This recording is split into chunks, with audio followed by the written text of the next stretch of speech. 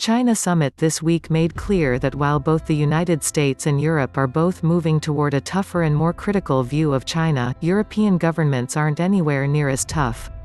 Instead, they are trying to advance their distinct interests, which means emphasizing cooperation and partnership with China along with vigorous competition and criticism. Understanding our allies' approaches to China is important because virtually every critique of President Donald Trump's foreign policy charges that his administration acts unilaterally and that we should be working with our allies. Whenever presumptive Democratic presidential nominee Joe Biden discusses foreign policy, he is explicit that working with our allies will be a pillar of his approach, including on China policy. And rightly so, the U.S. will be much stronger and have greater leverage in addressing China if we develop and execute policies jointly with our allies and friends. But what common policies are possible? We can't work on a collaborative approach towards China unless we first understand how our allies see and act on their own interests. We need to be as clear-eyed as possible, not cherry-picking European viewpoints that match our own and misperceiving what collaborations with Europe are realistic. And we will need to take European interests into account as we work with them to forge collaborative policies and actions. Partnership and rivalry. This week's EU-China summit indicates both the potential and the challenges of transatlantic collaboration on China. Europe's position towards China has toughened. But the official EU statement issued after the summit is headlined, EU-China Summit, Defending EU Interests and Values in a Complex and Vital Partnership. The word partnership has basically disappeared in U.S. policy and most policy debates about China, replaced by competition, rivalry, even confrontation. The nuanced U.S. policy advocates add various degrees of cooperation, while others omit that word altogether. Yes, the EU's headlined partnership with China is labeled complex and requires defending EU interests and values, but partnership with China is still seen as vital. In the Q&A after her press conference statement, EU Commission President Ursula von der Leyen also referred specifically to the March 2019 EU Commission document titled, EU-China, A Strategic Outlook. It is the most important recent statement of EU policy, and clearly signaled the sharper EU approach to China, but it describes the EU-China relationship in a multifaceted way. China is, simultaneously, in different policy areas, a cooperation partner with whom the EU has closely aligned objectives, a negotiating partner with whom the EU needs to find a balance of interests, an economic competitor in the pursuit of technological leadership, and a systemic rival promoting alternative models of governance. This requires a flexible and pragmatic whole-of-EU approach enabling a principled defense of interests and values. Many observers have correctly underscored the systemic rival concept as an importantly new and much tougher way the EU describes China. But too many observers have ignored the other concepts that the EU embraces in the very same sentence: cooperation partner, negotiating partner, and economic competitor. Von der Leyen confirmed that this multifaceted strategy remains the EU approach, and indeed we saw this complex approach in action this week. The official EU statements after the summit were tough on several subjects, most importantly, the economic relationship with China and human rights, and on others struck a more cooperative tone. The interests at stake. Economic issues are clearly a top interest for Europe. The Europeans' increasing toughness on trade and investment largely overlaps with U.S. concerns, China's unfair and non-reciprocal economic behavior regarding market access, its state-owned enterprises and subsidies, its multifaceted efforts to acquire ownership of European high technology, and the need to have rules-based governance of these economic areas. EU leaders expressed repeated impatience with slow progress in multi-year negotiations with China on a comprehensive investment agreement. Both the EU and China spoke of trying to conclude a deal by the end of the year, but as the EU leaders said rather euphemistically, this will require more ambition on the Chinese side. Concrete collaboration between the US and Europe would generate more leverage in changing China's unfair economic practices. Important opportunities exist to jointly push shared economic interests, including on China's subsidies, protecting cutting-edge high technology and intellectual property, government procurement policies, market access to China, evening the playing field within China, harmonizing rules on inbound investment, WTO reform, and even considering new multilateral high-standards trade entities. The EU also used strong language about human rights, Beijing's imminent national security law for Hong Kong, Xinjiang, Tibet, and arbitrary detentions of named individuals. The EU has also been underscoring challenges to democracies arising from authoritarian systems, China, as well as the even more direct intrusions by Russia. These are areas where Europe has been significantly toughening its approach and where closer collaboration between the US and Europe could put more effective pressure on China.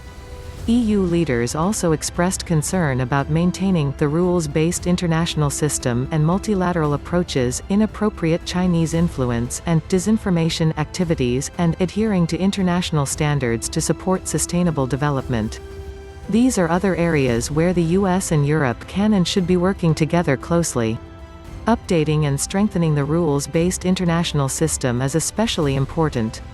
If a new US president is elected in November, there are likely large opportunities to work with Europe on pushing for updated international institutions that reflect our shared ideas and pushing back on Chinese proposals that we oppose.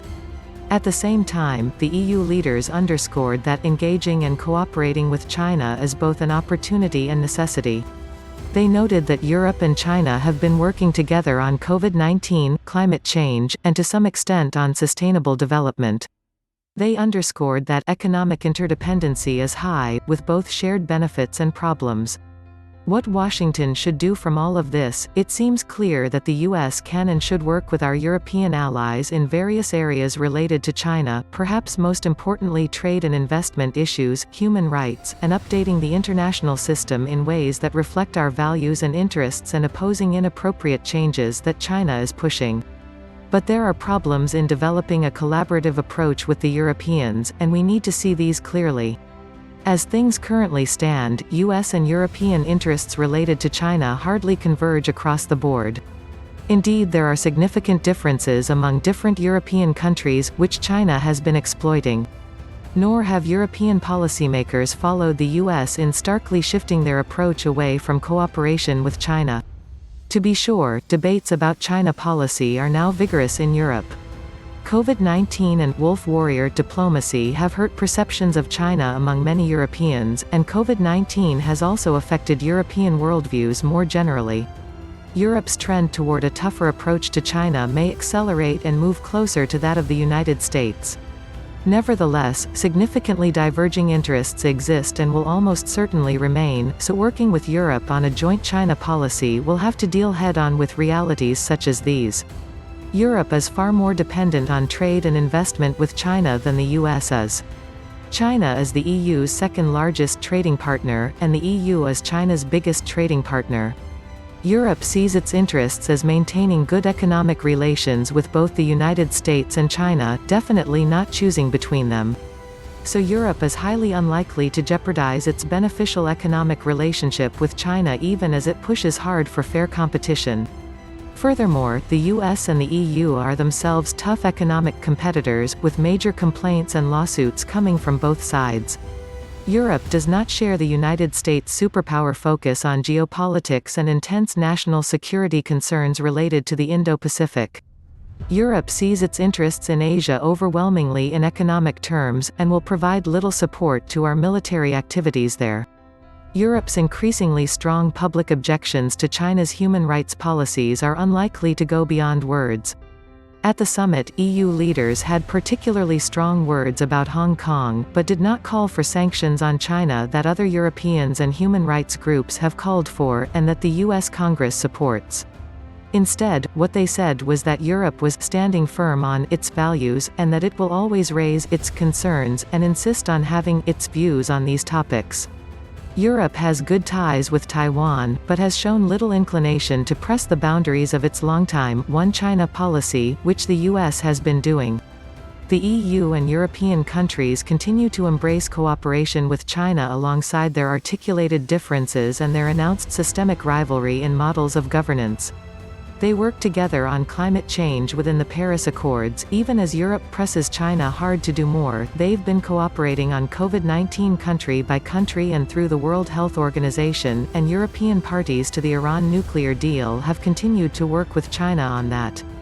In spite of China's problematic behavior, the rhetoric of Europe's leaders does not attack China as a confrontational, unyielding, or punitive country.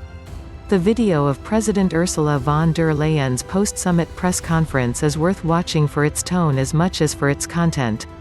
In contrast to Europe's seemingly strong commitment to cooperation with China in meeting global challenges, President Trump is all out, and Democrats seem divided. After almost 4 years of the Trump administration, our European allies and Europeans more generally are extremely distrustful of the United States. This president has frequently expressed annoyance or even hostility towards Europe, and Washington is perceived as unreliable and unpredictable. If Biden is elected president, he will almost certainly want to restore the lost trust among Europeans. But that won't be easy to do and will take time, skilled diplomacy, and a type of American leadership that includes listening, negotiating, and even compromising with our allies and friends if we want to work effectively with them. This week's EU-China summit was just a moment in a rapidly evolving process as the world adjusts to a newly powerful China in a climate of huge unknowabilities. But we do know that the United States will be better off if we approach China with the strength that comes not only from our own domestic resilience but also from working collaboratively with our allies and friends, and they will be better off too.